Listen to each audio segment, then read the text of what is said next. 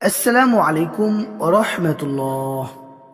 প্রিয় দর্শক, নির্বাচন আসলেই অনেকের মনে একটি গুরুত্বপূর্ণ প্রশ্ন থাকে, জামাতে ইসলামীকে ভোট দেওয়া যাবে কিনা, ইসলামের দৃষ্টিতে ভোট দেওয়া কি জায়েজ।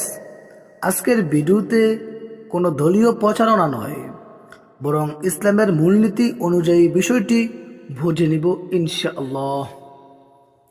প্রথম কথা, ভোট কি ইসলামে জায়েজ? অধিকাংশ সমকালীন আলেমদের মতে ভোট দেওয়া সাক্ষ্যর মতো, আর সাক্ষ্য দেওয়া ইসলামে একটি দায়িত্ব। আল্লাহ তাআলা বলেন, ওয়ালা তাকতুমুশ শাহাদা, সাক্ষ্য গোপন করো না। তাই সঠিক মানুষকে ভোট দেওয়া একটি আমানত। ইসলামের মূলনীতি কি বলে? ইসলাম কোনো নির্দিষ্ট দলকে টার্গেট টিকিট দেয় না। ইসলাম বলে, যাকে ভোট দিবেন তার মধ্যে থাকতে হবে 1. দিনের প্রতি শ্রদ্ধা, 2. ন্যায়ের পক্ষে অবস্থান, 3. দুর্নীতি ও জুলুম থেকে দূরে থাকা, 4. জনগণের হক আদায়ের চেষ্টা, 5.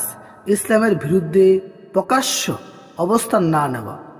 এই মানদণ্ডে যে ব্যক্তি বা দল যত বেশি কাছাকাছি, তাকে সমর্থন করা তুলনামূলকভাবে বৈধ হতে পারে। তাহলে নিয়তের ভিত্তিতে ভোট দেওয়া যেতে পারে। আবার কিছু আলেম বলেন, প্রত্যেক দলের ভুল থাকতে পারে, অন্ধ সমর্থন নয়, ভালো মন্দ বিবেচনা জরুরি। যেটা করা যাবে না, প্রিয় দর্শক, ইসলাম আমাদের নিষেধ করে অন্ধ দলীয় অজ্ঞতা, অন্য মুসলমানকে কাফের বলা, ভিন্ন মতের মানুষকে গালিগালাজ করা, দলকে দিনের বিকল্প বানানো। দল নয়, দিন সবার আগে। ভোট দেওয়ার আগে কি করবেন? 1. আল্লাহর কাছে দোয়া করুন, নিজের বিবেক দিয়ে চিন্তা করুন, বিশ্বস্ত আলেমদের কথা শুনুন, যাকে ভোট দিবেন তাকে আমানত মনে করুন। রাসূলুল্লাহ সাল্লাল্লাহু আলাইহি ওয়াসাল্লাম বলেছেন, দিন হলো নসিহত, সহিহ মুসলিম। শেষ কথা, প্রিয় দর্শক, ভোট দেওয়া গুনাহ হতেও পারে, সওয়াবও হতে পারে।